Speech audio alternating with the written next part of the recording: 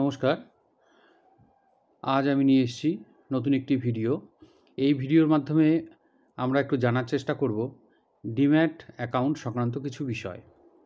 তো demat account নিয়ে বলতে গেলে প্রথমে আমাদের যেটা জানতে হবে সেটা হচ্ছে ডিম্যাট অ্যাকাউন্টের ইতিহাস। ডিম্যাট অ্যাকাউন্ট কেন এলো, কিসের জন্য এলো, কবে এলো, এই বিষয়গুলি না জানলে ডিম্যাট অ্যাকাউন্ট সম্পর্কে সম্যক ধারণাটা আমাদের ঠিক হবে না। 1996 সালে security exchange board of India, অর্থাৎ যাকে আমরা সেবি বলি, এই ডিম্যাট অ্যাকাউন্টের কনসেপ্টটিকে ইন্ট্রোডিউস করেন। সেবির এই উদ্যোগটি খুব ভালো একটি উদ্যোগ, কারণ যারা 1996 আগে শেয়ার কেনাবেচা করত, শেয়ার যদি কেউ কিনত, তখন তারা একটি সার্টিফিকেট পেত, যেটা একটা কাগজের দলিল। এটা হারিয়ে যাওয়া, ছিঁড়ে যাওয়া, চুরি হয়ে যাওয়া, এগুলো কিছু সম্ভাবনা থেকে যেত। সেই কথাগুলোকে বা সেই বিষয়গুলোকে ওভারকাম করার জন্যে সেবি এই ডিম্যাট কনসেপ্টটি নিয়ে আসলো।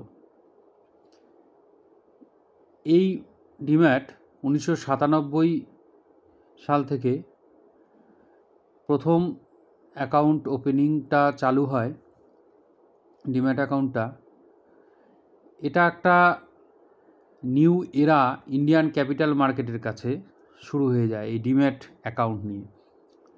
এবার আমরা ডিম্যাট অ্যাকাউন্ট কী এবং এর কি গুরুত্ব, ডিম্যাট অ্যাকাউন্ট কিভাবে খুলতে হবে এবং ডিম্যাট অ্যাকাউন্টের সাথে যুক্ত বিভিন্ন সংস্থাগুলো সম্পর্কেও আমরা এই ভিডিওতে পরপর জানব। তো প্রথমে আমরা আসি ডিম্যাট অ্যাকাউন্ট কী বা হোয়াট ইজ ডিম্যাট অ্যাকাউন্ট। এই ডিম্যাট কথাটি ডিম্যাটেরিয়ালাইজেশন অ্যাকাউন্ট, এই কথাটির শর্ট ফর্ম হচ্ছে ডিম্যাট। এই ডিম্যাট অ্যাকাউন্ট একটি ডিজিটাল প্ল্যাটফর্ম বা ইলেকট্রনিক প্ল্যাটফর্ম যা ব্যবহারকারীদের সহজেই স্টক কেনাবেচা করতে দেয়। আমরা যে স্টকগুলো কেনাবেচা করি সেগুলো সব কিছু ডিজিটালি ব্যাপারটা হয়। এখানে কোনো পেপারের ব্যাপার বা সার্টিফিকেটের ব্যাপার থাকে না। এই ডিম্যাট অ্যাকাউন্ট আমাদের টাকাগুলো সিডিএসএল এবং এনএসডিএল এর কাছে পৌঁছে দেয়। তার বিনিময়ে আমরা কিছু স্টক বা শেয়ার পাই। এবার জানব ডিম্যাট অ্যাকাউন্টে কিভাবে কাজগুলো হয়, সেটা একটি ফ্লো চার্টের মাধ্যমে জানার চেষ্টা করব। তার আগে আমি দু একটি কথা বলতে চাই। কিছু কিছু টার্ম বা কিছু কিছু সংস্থা যেগুলোকে আমরা সংক্ষিপ্ত আকারে জানি শেয়ার মার্কেটের সাথে যুক্ত, সেই সংস্থাগুলো সম্পর্কে দু একটি কথা বলে আবার আমি ডিম্যাটে আসছি। এখানে এই যে ব্ল্যাক কালারের জায়গাটি, যেখানে আমরা দেখতে পাচ্ছি লেখা আছে সিডিএসএল এবং এনএসডিএল। এই সিডিএসএল এবং এনএসডিএল সম্পর্কে একটু আমি বলতে যাচ্ছি। এই সিডিএসএল হচ্ছে সেন্ট্রাল ডিপোজিটরি সার্ভিস লিমিটেড, আর এনএসডিএল হচ্ছে ন্যাশনাল সিকিউরিটিজ ডিপোজিটরি লিমিটেড। এই দুটি সংস্থা, আমরা যেখানেই কোনো ডিম্যাট অ্যাকাউন্ট খুলি, সেই ডিম্যাট অ্যাকাউন্টগুলো অ্যাকচুয়ালি ওপেন হয় বা এই ডিম্যাট অ্যাকাউন্টের মধ্যে যে শেয়ারগুলো আমরা পারচেস করে রাখি সেগুলো পুরোটাই স্টোর হয় এই সিডিএসএল অথবা এনএসডিএল। এবার আপনি যদি কোনো ডিম্যাট অ্যাকাউন্ট খুলে থাকেন, সেই ডিম্যাট অ্যাকাউন্টটা যদি আপনার সিডিএসএলে খোলা হয় তাহলে সিডিএসএলের কাছে আপনার স্টকগুলো গচ্ছিত থাকবে।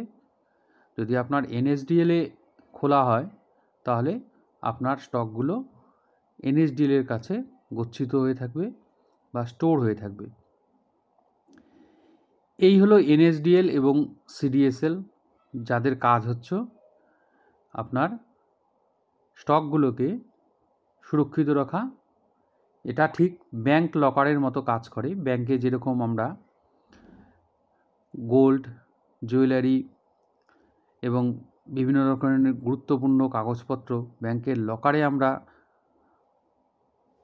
রাখি, সেরকমভাবেই আমাদের ডিম্যাট অ্যাকাউন্ট এবং তার মধ্যে যে স্টকগুলো থাকে সেগুলো সুরক্ষিত থাকে সিডিএসএল এবং এনএসডিএলের কাছে। এটা একটা লকারের মতো ব্যাপার। এবার আসি এনএসই এবং বিএসই। এনএসই হচ্ছে ন্যাশনাল স্টক এক্সচেঞ্জ, আর বিএসই হচ্ছে বোম্বে স্টক এক্সচেঞ্জ। এটা আমাদের ভারতবর্ষে দুটো স্টক এক্সচেঞ্জ যেখানে ইকুইটি কেনাবেচা করা হয়, শেয়ার কেনাবেচা করা হয়। সেটা একটা হচ্ছে এনএসই, একটা হলো বিএসই। এই বিএসই এবং এনএসই ঠিক একটি দোকানের মতো। তো ভারতীয় শেয়ার বাজারে শেয়ার কেনাবেচার যদি দোকান বলে থাকি তাহলে দুটো, একটা হচ্ছে এনএসই, একটা হচ্ছে বিএসই। যেমন আমরা সবজির দোকান থেকে সবজি কিনি, সেরকম এনএসই বিএসই হচ্ছে শেয়ারের দোকান, আমরা যদি বাংলা কথায় বলি। সেখান থেকে আমরা বিভিন্ন শেয়ার কিনব এবং যদি কোনো শেয়ার বিক্রিও করি সেখানেই আমরা বিক্রি করব। এখানে একজন ব্রোকারের উপস্থিতিতে ব্যাপারগুলো ঘটে। এবার একটু এই ফ্লোচার্টের নিচের দিক থেকে বোঝার চেষ্টা করি। প্রথমে আমরা আসি ইনভেস্টর বা বায়ারের ক্ষেত্রে। ইনভেস্টর, বায়ার বা পাবলিক তারাই যারা শেয়ার কেনে। এই শেয়ার কিনতে গেলে পরে তাকে কোনো ব্রোকারের মাধ্যমে যেতে হবে। এই যে আমি দোকানের কথা বললাম বিএসই এবং এনএসির কাছে। এবার শেয়ার কেনার পরে সেই শেয়ারের অঙ্কটা কোথায় গিয়ে জমা হচ্ছে? আপনার ডিম্যাট অ্যাকাউন্টে। এই ডিম্যাট অ্যাকাউন্ট গচ্ছিত আছে আপনার সিডিএসএল বা এনএসডিএল এর কাছে। এবার একটা জিনিস বলি, আপনার ডিম্যাট অ্যাকাউন্টটা সিডিএসএল এ খোলা হয়েছে না এনএসডিএল এ খোলা হয়েছে সেটা সম্পূর্ণ ডিপেন্ড করবে আপনি যে ব্রোকারের থ্রুতে কাজ করছেন বা ব্রোকার অ্যাপের থ্রুতে কাজ করছেন। অর্থাৎ এই যে ডিপি, ডিপোজিটরি, এই যে ব্যাপারটা, যদি আপনার ডিম্যাট অ্যাকাউন্ট নাম্বারটা 16 সংখ্যার নাম্বার হয় তাহলে আপনি বুঝবেন আপনার ডিম্যাট অ্যাকাউন্টটি খোলা হয়েছে সিডিএসএল এ। এইবার যদি আপনার ডিম্যাট অ্যাকাউন্ট নাম্বারের শুরুতে আইএন দিয়ে শুরু হয় এবং পরে 14টি ডিজিট থাকে তাহলে বুঝবেন এনএসডিএল এ আপনার ডিম্যাট অ্যাকাউন্টটি খোলা হয়েছে। এটা গেল বিষয়। এবার ডিম্যাটের সাথে আশা করি এই ফ্লোচার্টের মাধ্যমে আপনারা বুঝতে পাচ্ছেন কিভাবে অন্যান্য বিষয়গুলো জড়িয়ে আছে। সিডিএসএল কীভাবে জড়িয়ে, এনএসি বিএসসি কীভাবে জড়িয়ে, ব্রোকার কীভাবে জড়িয়ে, বায়ার কীভাবে জড়িয়ে। এবার এই যে গোটা প্রক্রিয়াটা বায়ার থেকে সিডিএসএলে, এনএসডিএলে স্টক স্টোর হওয়া পর্যন্ত, এই যে বিভিন্ন ধাপগুলো আছে আপনার, টোটাল ধাপগুলো মনিটর করে হলো আমাদের সেবি, সিকিউরিটি এক্সচেঞ্জ বোর্ড। যে কোনো ধরনের ডিসক্রিপেন্সি, কোনো ধরনের জালিয়াতি বা কোনো ধরনের নিয়ম বহির্ভূত কোনো কাজ হলে পরে সেবি কিন্তু সেটা শক্ত হাতে কন্ট্রোল করার চেষ্টা করে। সেটা যে কোনো লেভেলে, সেটা বিএসসিতে হতে পারে, ব্রোকারের লেভেলে হতে পারে, বা কোনো বায়ার বা ইনভেস্টরের এন্ড থেকে যদি কোনো ফল্ট থাকে বা সিডিএসএল সব কিছু মনিটর করে কিন্তু এই সেবি। সেবি একটি গুরুত্বপূর্ণ ভূমিকা কিন্তু আমাদের শেয়ার মার্কেটে পালন করে। তো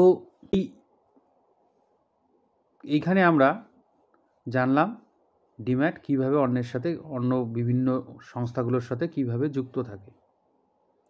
এরপরে আমরা ডিম্যাট অ্যাকাউন্টের গুরুত্বটা একটু বোঝার চেষ্টা করব। আমরা যখন ডিম্যাট অ্যাকাউন্ট সম্পর্কে জানতাম না বা ডিম্যাট অ্যাকাউন্ট যখন আবিষ্কার হয়নি ইন্ট্রোডিউস হয়নি তখন তো আমি আগেই বলেছি আমরা পেপারের টুকরো অর্থাৎ কোনো সার্টিফিকেট এর মাধ্যমে আমরা শেয়ার কেনাবেচা করতাম। এই শেয়ার এর যে সার্টিফিকেটগুলো ছিল সেগুলো আমাদের কি করতে হতো, ফিজিক্যালি হ্যান্ডেল করতে হতো। এই ফিজিক্যালি হ্যান্ডেল করার ফলে আমাদের কি হতো, সেফটিটা কম হতো। হারিয়ে যাওয়ার চান্স ছিল, চুরি হয়ে যাওয়ার চান্স ছিল, ড্যামেজ হয়ে যাওয়ার চান্স ছিল, জালিয়াতি বিভিন্ন রকমভাবে হওয়ার চান্স থাকে। তো এই বিষয়গুলো ডিম্যাট অ্যাকাউন্ট ইলেকট্রনিক্যালি বা ডিজিটালি হওয়ার জন্যে আমাদের কিন্তু এই রিস্কগুলোর থেকে আমরা কিন্তু ওভারকাম করে উঠতে পেরেছি। এরপরে আরেকটি বিষয় ছিল, সেটি হচ্ছে এই যে ডিম্যাটের থ্রুতে যদি আমরা শেয়ার কেনাবেচা করি তাহলে অনেক দ্রুত হয় এবং সেটেলমেন্টটাও খুব তাড়াতাড়ি হয়। না হলে আমাদের এনএসই এবং বিএসসির কাছে সরাসরি গিয়ে শেয়ার কিনতে হতো বা বেচতে হতো, এতে অনেকটা সময় চলে যেত। এই ডিম্যাট হওয়াতে এই ট্রেডিংগুলো বা শেয়ার কেনাবেচার যে ব্যাপারগুলো সেগুলো কিন্তু খুব দ্রুত হয়। এবং আরেকটি বিষয় সেটা হলো খরচও কিন্তু অনেকটা কমে গেছে। আগে যে পদ্ধতিতে হতো তাতে বায়ারের প্রচুর খরচা হতো, সেই জায়গায় এই ডিম্যাট অ্যাকাউন্টের থ্রুতে হওয়াতে অনেকটা খরচা কমে গেছে।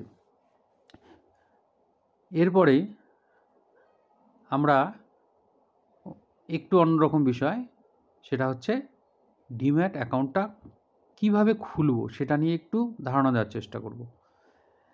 আপনাকে প্রথমে বাছতে হবে ডিপোজিটরি পার্টিসিপেন্ট বা ব্রোকার অ্যাপ, যাদের থ্রুতে আপনি ডিম্যাট অ্যাকাউন্টটা খুলবেন। সেটা বাজারে অনেক ধরনের ব্রোকার অ্যাপ আছে, সেখানেও আপনি খুলতে পারেন। বিভিন্ন ব্যাংকে গিয়েও আপনি খুলতে পারেন। তারপরে সেখান থেকে অ্যাকাউন্ট ওপেনিং ফর্ম নিয়ে সেই ফর্মটা আপনি ভরবেন। তার সাথে রিকোয়ার্ড যে ডকুমেন্টসগুলো আছে, প্যান, আধার, আপনার ছবি, ব্যাংক ডকুমেন্টস যা যা লাগবে আপনি দেবেন। এগ্রিমেন্ট সই করবেন। যদি ডিম্যাট অ্যাকাউন্ট ওপেনিং কোনো ফি দিতে হয় বা চার্জেস দিতে হয় সেটা দেবেন। তারপরে আপনার ডিম্যাট অ্যাকাউন্ট রেডি হয়ে গেলে আপনি একটি ডিম্যাট অ্যাকাউন্ট নাম্বারও পেয়ে যাবেন এবং একটা ডিটেলস পেয়ে যাবেন, এবং এই ডিম্যাটের সাথে আপনি আপনার ব্যাংক অ্যাকাউন্ট বা সেভিংস ব্যাংক অ্যাকাউন্টটাকে আপনি লিঙ্ক করে নেবেন, যাতে কোনো ট্রানজ্যাকশন যখন হবে উইথড্রল এবং টাকা ক্রেডিট করতে হলে পরে আপনাকে ব্যাংকের সেভিংস অ্যাকাউন্টের থেকে ডিম্যাটে যাতে সহজেই আনতে পারেন, সেজন্যে আপনাকে ব্যাংক অ্যাকাউন্টটাকে লিঙ্ক করতে হবে।